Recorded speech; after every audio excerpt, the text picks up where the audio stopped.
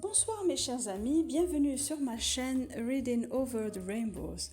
Comme vous voyez, je suis dans une ambiance extraordinaire, embaumée dans un parfum de jasmin et ça sent divinement bon. Je suis inspirée de lire et de relire tous les livres que j'ai déjà dans ma bibliothèque et je vais vous les montrer. Bon, il y a des livres que j'ai déjà lus il y a longtemps et je voudrais les relire durant tout l'été. Ce que vous voyez maintenant, c'est les livres que j'ai envie de lire et j'ai fait déjà un tri. Il y en a plein que j'ai mis dans des cartons. C'est destiné à des associations. Je vais en mettre aussi beaucoup dans certaines salles d'attente ou bien salons de visiteurs au niveau des hôpitaux, de certains services où il y a des malades de longue durée. Ça pourra aider les visiteurs et les patients qui sont là pour une longue durée, si ça peut les aider à reprendre espoir et à combattre la maladie. Bon voilà, c'est dit. Maintenant, je vais vous parler de mes lectures de la deuxième semaine du mois d'avril. Mais avant, je vais me préparer un très bon café.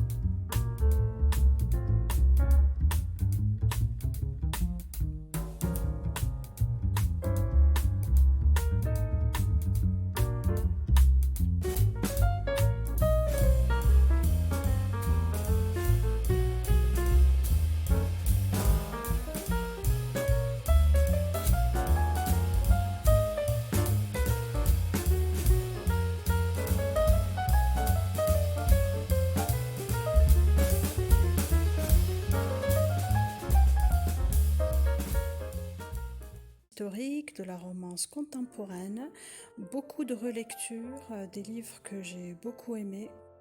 Je vais commencer par Joanna Shupe et L'imposteur des beaux quartiers, en anglais The Rogue of Fifth Avenue. C'est le tome 1 de la série Uptown Girls. Les héros sont Frank et Marion. Marion est une riche héritière de la haute société new-yorkaise et n'hésite pas à sortir le soir pour aller dans des lieux de perdition. Et donc son père est furieux et donc il va trouver une solution. Et la solution c'est quoi? C'est qu'il va demander à son avocat, Frank Tripp, de la surveiller. Mais celui-ci n'hésite pas à la pister un peu partout dans ses excursions nocturnes et même des fois utiliser la manière forte. Mais comment la neutraliser, il ne sait pas comment faire et donc il va essayer de la séduire. C'est une très bonne romance historique avec une héroïne qui sort vraiment de l'ordinaire. Alors, Frank Tripp est subjugué par Marion Green. C'est la fille d'un de ses clients et donc il découvre cette jeune fille des beaux quartiers qui se comporte d'une manière un peu spéciale. Il la trouve dans un casino en train de faire les poches aux clients et dans des situations très très spéciales. Et à chaque fois, ils vont se rapprocher en travaillant ensemble sur une histoire de crime dans le 6e district. Donc c'est un quartier pauvre de New York où il y a beaucoup de violence. Et au fur et à mesure, ils vont se découvrir mutuellement, découvrir leurs secrets, ce que chacun cache au plus profond de lui-même. J'ai été agréablement surprise par Joanna Shupe et par ses personnages, comment elle a construit ses personnages. La construction historique est excellente, donc elle maîtrise très très bien son sujet. Les héros aussi sont exceptionnels. Marion est moderne, indépendante. Frank va être totalement happé par cette superbe femme totalement moderne et audacieuse. J'ai vraiment apprécié ma lecture, il y a beaucoup de sensualité, beaucoup de rebondissements aussi, je vous conseille de le lire et je lui donne un 4 sur 5. J'ai lu aussi Le Jardin des Secrets, en anglais A Notorious Vow. Alors, c'est le 3e tome de la série The 400 et les héros sont Oliver et Christina. Ça se passe à New York en 1890. Lady Christina est la fille unique d'un couple d'aristocrates anglais ruinés qui sont venus aux États-Unis dans le seul but de marier leur fille à quelqu'un de riche. Donc les parents sont vraiment abjects. Donc surtout la mère qui fait constamment pression sur sa fille. Et lorsque Christina se retrouve jetée en pâture à un octogénaire richissime, elle s'empresse de trouver refuge chez un voisin qui vit reclus depuis des années, à cause de sa surdité et à cause aussi de cette société de l'époque qui était très très dure avec les handicapés. Et donc Oliver voit Christina et apprend dans quelle situation elle se trouve, donc il accepte de l'épouser pour lui permettre d'échapper à ses parents indignes. Donc il propose à la jeune femme 1 an de mariage platonique et ensuite elle pourra voler de ses propres ailes. C'est sans compter sur les sentiments et l'attirance mutuelle entre nos deux protagonistes. Je vais vous dire la vérité, j'ai dévoré ce livre parce que les personnages sont très attachants et vous savez très bien que moi j'ai un petit faible pour les héros qui ont un petit handicap ou bien une faiblesse et qui arrivent à transcender tout cela et à s'en sortir quand même. Et ce que j'ai aimé aussi, c'est qu'à la fin de son livre, l'auteur nous explique les tenants et les aboutissants de tout ce qui se passait à la fin du 19e siècle. Elle explique aussi la condition des sourds, de la langue des signes, et aussi les innovations faites en la matière et par qui elles ont été faites. Et tout cela bien sûr sur un fond d'histoire d'amour émouvante. J'ai vibré avec eux, j'ai beaucoup aimé. Je vous conseille donc de le lire et je lui donne un 5 sur 5. J'ai lu aussi Mafia Mistress de Mila Finelli. Alors c'est l'histoire d'amour entre Francesca et Fausto. Qui est le père de son fiancé. Donc Francesca est enlevée de force de son domicile et amenée en Italie pour épouser le fils d'un autre patron de la mafia. Mais quand elle rencontre le père, il y a une alchimie indéniable entre eux. Et donc Francesca se lie d'amitié avec son fiancé, mais elle est en fait attirée par le père. Je vais donner un 4 sur 5 à cette romance. Pour quelle raison? Parce que l'histoire est très très bien écrite et parce qu'elle est très drôle. Et je vous conseille de la lire. Je passe à un grand coup de cœur. C'est Seven Days in June de Tia Williams. Eva et Shane ont passé une semaine euphorique ensemble qui les a changés à jamais 15 ans auparavant quand ils étaient lycéens. Et depuis lors, ils sont chacun devenus des auteurs à succès, ils travaillent leur chagrin à travers leurs romans respectifs. Et lorsqu'une rencontre fortuite leur donne encore 7 jours ensemble, ils savent qu'ils doivent tout donner à cette seconde chance. Shane est un toxicomane en convalescence qui a passé du temps en prison, mais il est abstinent maintenant et il encadre des enfants défavorisés. Eva est mère célibataire d'une fille précoce, mais elle souffre de migraines importantes et sa douleur affecte chaque aspect de sa vie. J'ai adoré ma lecture, c'est un roman réel et sincère.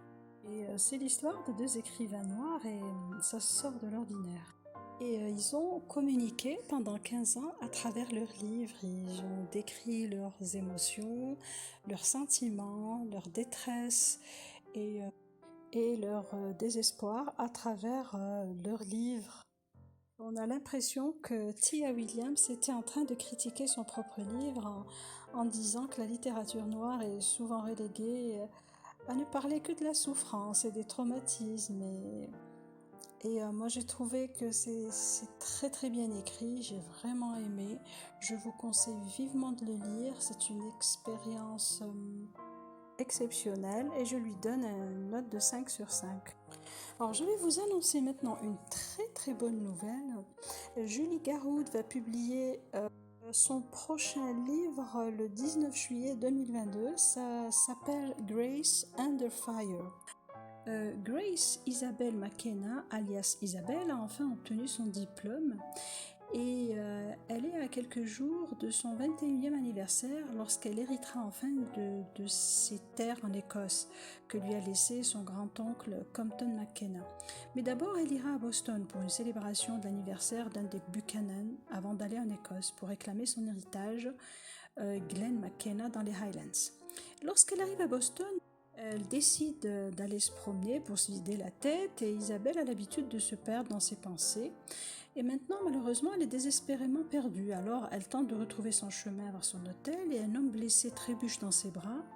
Et alors qu'elle l'attrape, il lui tend son arme. Et juste au moment où un autre homme tente de lui tirer dessus, elle vise et tire, tuant l'homme, lui sauvant la vie et celle de l'inconnu blessé. Naturellement, elle appelle son beau-frère, Dylan Buchanan, pour lui dire qu'elle a tué un homme et qu'elle a besoin d'un avocat. Et Dylan envoie son frère Michael Buchanan, un ancien Navy SEAL, et qui est maintenant avocat. Et donc Michael et Isabelle ne s'entendent pas vraiment.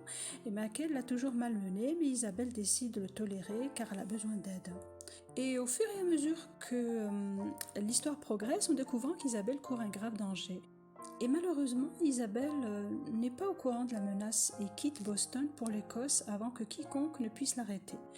Et Michael décide de se désigner comme son protecteur et la suit en Écosse pour savoir qui veut la mort d'Isabelle et s'assurer qu'elle reste en vie. J'ai plein d'étincelles dans le cœur et dans les yeux à l'idée que je vais lire le dernier de Julie Garoud. Donc quand je pourrai le lire, ce sera dans quelques mois, j'ai l'impression à partir de juillet ou du mois d'août. Je vous donnerai mon avis sur ce magnifique livre de Julie Garoud. J'ai beaucoup aimé aussi Hook, Line and Sinker de Tessa Bailey. J'ai déjà lu It Happened One Summer, c'est l'histoire de Piper Bellinger, et là, c'est l'histoire de sa sœur, Anna Bellinger. La magie opère toujours avec Tessa Bailey, j'adore ses livres, j'aime beaucoup parce qu'ils sont sincères et elle a cette façon de nous présenter ces personnages qui sont bourrés de défauts, avec des caractères bizarres, mais on ne peut pas s'empêcher de tomber amoureux d'eux et de les adorer. Je vous conseille de lire Hook, Line and Sinker et je lui donne un 4 sur 5. Je passe maintenant à Karen Raney avec Tant d'amour dans tes yeux. J'ai beaucoup aimé ce livre, donc l'histoire est très émouvante. C'est une jolie histoire de retrouvailles, mais qui manque un peu de peps, moi je trouve. Donc je lui donne vraiment un 4 sur 5, mais pas plus. Maintenant, je vais vous parler d'une expérience qui sort de l'ordinaire. J'ai lu un livre dans la romance fantasy. J'ai beaucoup aimé. Ça s'appelle Legends and Lates de Travis Baldree. Alors, c'est un monde que je ne connais pas vraiment, mais je vais vous donner quand même une idée sur l'histoire. C'est l'histoire d'une orque nommée Vive qui décide que ses jours de combat sont terminés et elle veut ouvrir son propre café à la mode gnome. Et personne en ville ne connaît même le café, donc il faudra donc beaucoup d'efforts et beaucoup d'aide pour que son entreprise soit opérationnelle. Donc elle compte sur la légendaire pierre de Scalvert pour la chance. Mais est-ce que ça va être suffisant? C'est une histoire qui m'a vraiment bouleversée. Je ne m'attendais pas à réagir autant à cette histoire et ça m'a fait réaliser à quel point nous avons besoin d'histoires fantastiques dans notre vie quand même, qui est assez dure. Ce livre sort de l'ordinaire, il est réconfortant. Les personnages sont extrêmement attachants, d'une gentillesse extraordinaire. Ça parle de liens forts de l'amitié que nous tissons durant toute notre vie.